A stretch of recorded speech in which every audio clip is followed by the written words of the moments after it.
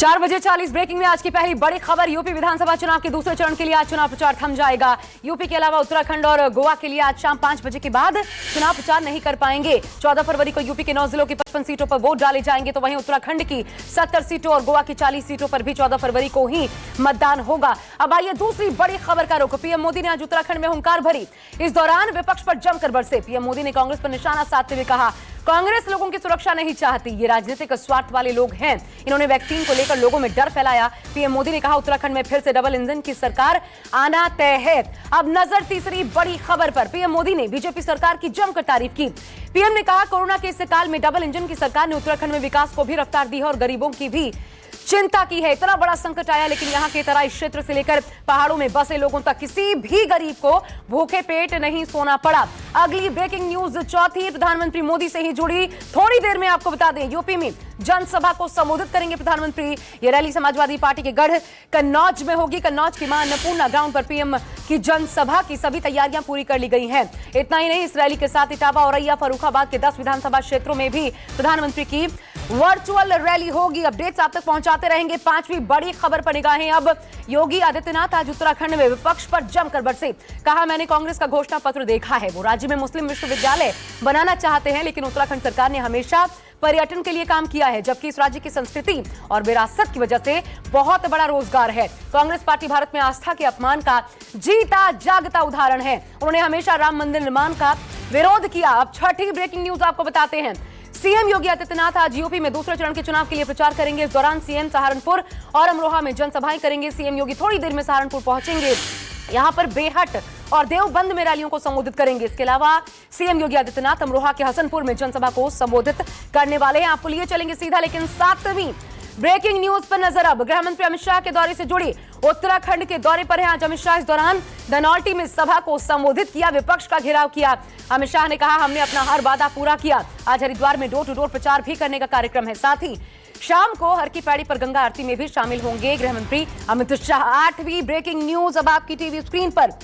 उत्तराखंड से उत्तराखंड के खटीमा में कांग्रेस नेता प्रियंका गांधी ने जनसभा को संबोधित किया। बीजेपी सरकार पर जमकर बरसीं। प्रियंका ने कहा, मोदी सरकार ने देश के युवाओं को बेरोजगार कर दिया। प्रियंका ने आरोप लगाया, मोदी सरकार सिर्फ अपने अमीर दोस्तों के लिए ही काम कर रही है। अब आपको नवी ब्रेकिंग न्यूज जल्दी से बताते हैं। न्यूज 24 से खास बातचीत में उत्तराखंड के पूर्व सीएम हरीश रावत ने प्रधानमंत्री मोदी पर बड़ा हमला बोला। हरीश रावत ने बीजेपी पर कई गंभीर आरोप लगाए।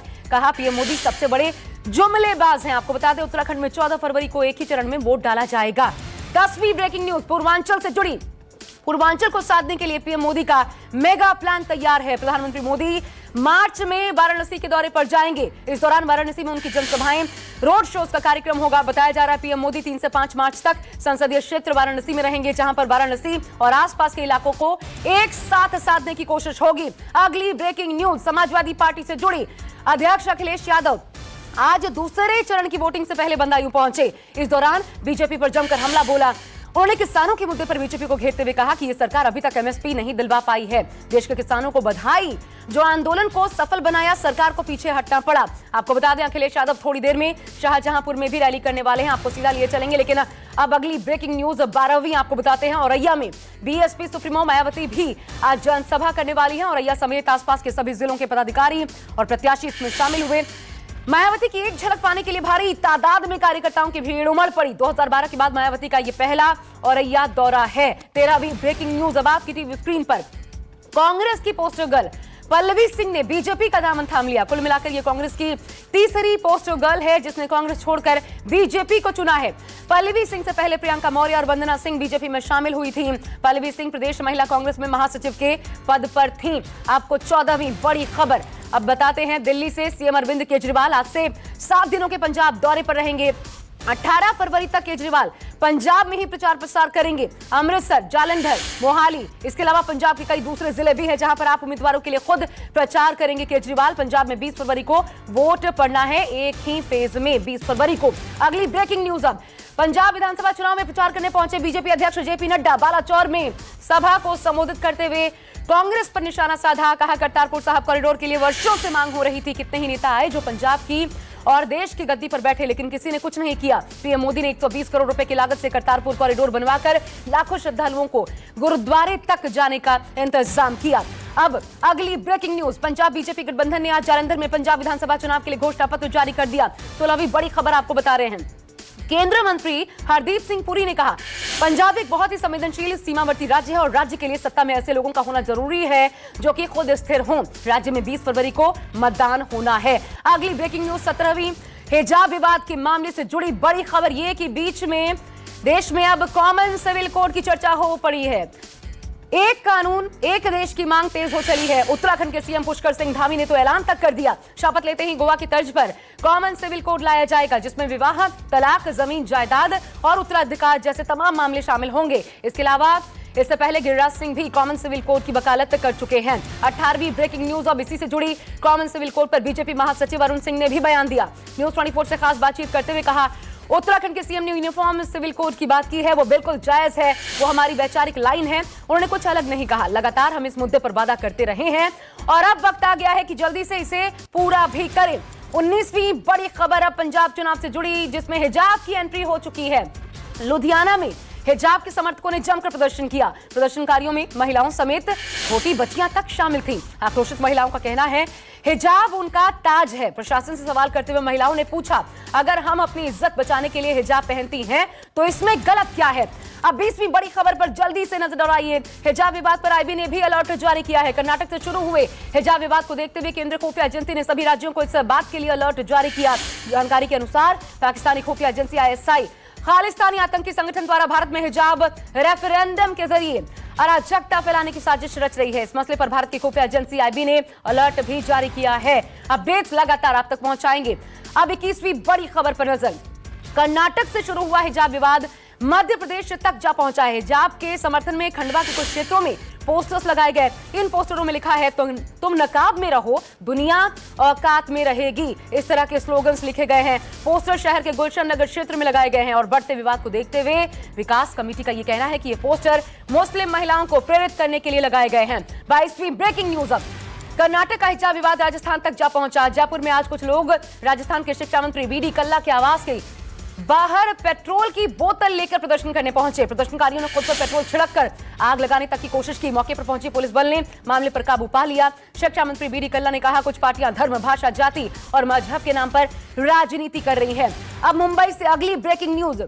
मुंबई की मेयर किशोरी पेडनेकर ने कहा, किसी भी स्टूडेंट को हिजाब पहनकर आने की मंजूरी कभी नहीं दी जाएगी। मुंबई की मेयर ने कहा, मुंबई में उर्दू से लेकर इंग्लिश, मराठी, गुजराती, दक्षिण भारतीय भाषाओं के साथ ही हिंदी मीडियम के स्कूल्स हैं। हर स्कूल के सिर्फ स्कूल यूनिफॉर्म को ही मंजूरी दी गई है और किसी और ड्रेस कोड को नहीं। उन्होंने कहा, साफ साफ कर्नाटक में जो हो रहा है वो गलत है। अब आपको 24वीं बड़ी खबर से जुड़ी बताते हैं। कर्नाटक हिजाब विवाद में पाकिस्तान के बाद अब अमेरिका की भी एंट्री हो गई है। जो बाइडेन ने कहा है, अपनी मजहबी पोशाक पहनना धार्मिक स्वतंत्रता का हिस्सा है। भारतीय प्रदेश से कर्नाटक को मजहबी पहनावे की अनुमति निर्धारित नहीं करनी चाहिए। स्कूलों में हिजाब पर पाबंदी मजहबी आजादी का हनन है और महिलाओं और लड़कियों के लिए खास धारणा बनाती है और उन्हें हाशिए पर धकेलती है। 25वीं बड़ी खबर, अब कोरोना से जुड़ी। कोरोना की रफ्तार दरअसल थोड़ी सी धीमी पड़ी है देश में। पिछले 24 घंटे में 50,000 से ज्यादा नए केसेस मिले हैं। 804 लोगों की लेकिन जान गई है। लगातार दूसरे दिन केस में 9,000 से ज्यादा की गिरावट भी देखने को मिली है। आंकड़ों के मुताबिक 24 घंटे में 1,50,000 से ज्यादा लोग हालांकि ठीक हुए हैं। डेली पॉजिटिविटी दर 4% से भी कम पर है। एक्टिव मरीज घटकर 6,10,000 पर। 24 घंटे की बात करें तो 40 लाख से ज्यादा लोगों को वैक्सीन की डोज लगी है। 26वीं ब्रेकिंग न्यूज, अब महाराष्ट्र और दिल्ली में कोरोना के नए केस में गिरावट देखने को मिल रही है। महाराष्ट्र में 24 घंटे में कोरोना के 5,000 से ज्यादा नए केसेस मिले, जबकि 63 लोगों की मौत की खबर है। इधर दिल्ली की बात करें तो 977 नए मरीज मिले हैं। 12 लोगों की दिल्ली में एक दिन में जान गई है। 27वीं ब्रेकिंग न्यूज, तमिलनाडु, कर्नाटक, केरल में कोरोना का कहर देखने को मिला है। तमिलनाडु में 30,000 नए केसेस मिले, 25 मरीजों की मौत हुई है। कर्नाटक में 24 घंटे में 3,976 नए केसेस आए, 41 मरीजों की जान गई। केरल में 24 घंटे के भीतर 16,000 से ज्यादा कोरोना के नए केसेस आए हैं। 43,000 से ज्यादा मरीज ठीक हुए हैं। 241 लोगों की यहां भी मौत की खबर है। 28वीं ब्रेकिंग न्यूज, अब यूपी में कोरोना के मामले कम होने के बाद स्कूलों को खोला जा रहा है। प्रदेश के सभी स्कूल 14 फरवरी से खोल दिए जाएंगे। यूपी की नर्सरी क्लासेस से सभी स्कूल खोल दिए जाएंगे। इससे पहले 7 फरवरी से प्रदेश के 9वीं से लेकर के 12वीं तक के स्कूलों को खोला गया था और साथ ही प्रदेश भर के कॉलेजों में भी ऑफलाइन कक्षाओं की शुरुआत की गई थी। अब सोमवार से प्रदेश के सभी स्कूलों में ऑफलाइन मोड से कक्षाएं भी शुरू हो जाएंगी। 29वीं बड़ी खबर पर अब नजर। असम के मुख्यमंत्री हेमंत बिस्वा शर्मा के राहुल गांधी पर आपत्तिजनक टिप्पणी करने पर एनएसयूआई ने प्रदर्शन किया। दिल्ली में एनएसयूआई कार्यकर्ताओं ने हेमंत बिस्वा शर्मा का पुतला फूंका, जमकर नारेबाजी की। सीएम हेमंत बिस्वा शर्मा ने चुनावी जनसभा को संबोधित करते हुए राहुल गांधी पर टिप्पणी की थी। अब 30वीं बड़ी खबर, बीएचयू कैंपस में छात्रा के साथ छेड़खानी का मामला सामने आया है। आरोपी एनसीसी की 28वीं बटालियन गर्ल्स के हवलदार मनोज कुमार को लंका थाने की पुलिस ने गिरफ्तार कर लिया है। आरोपी को पकड़ने के साथ ही पुलिस ने घटनास्थल का मुआयना भी किया।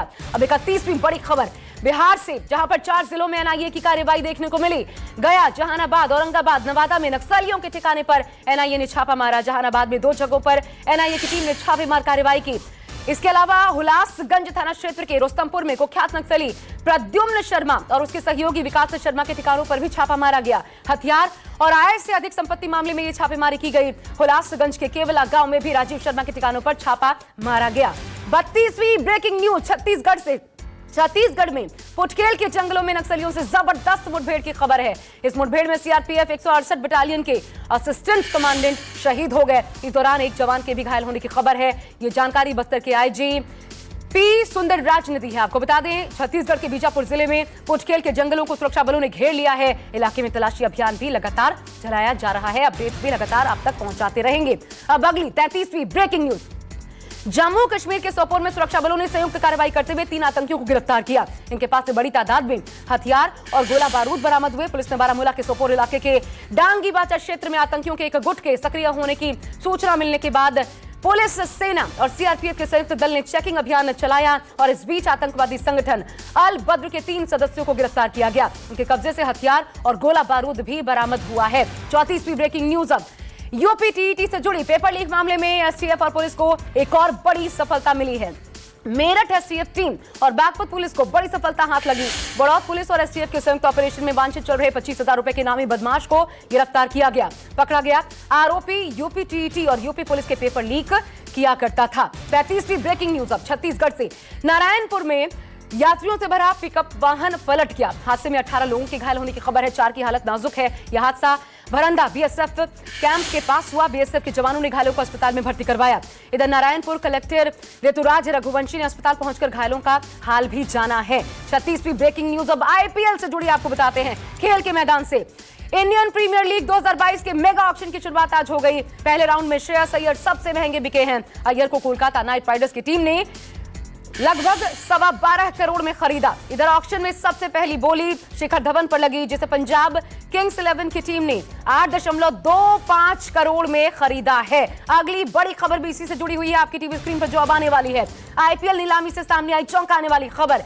इस बार नीलामी में चेन्नई की टीम से खेलने वाले सुरेश रैना को कोई खरीदार तक नहीं मिला। अब तक चेन्नई की ओर से खेलने वाले सुरेश रैना के लिए नीलामी निराशा भरी रही। रैना को इस बार किसी भी टीम ने नहीं खरीदा। नमस्कार, मैं हूं मानक गुप्ता। अगर आपको हमारा ये वीडियो पसंद आया हो तो इसे लाइक और शेयर जरूर करें।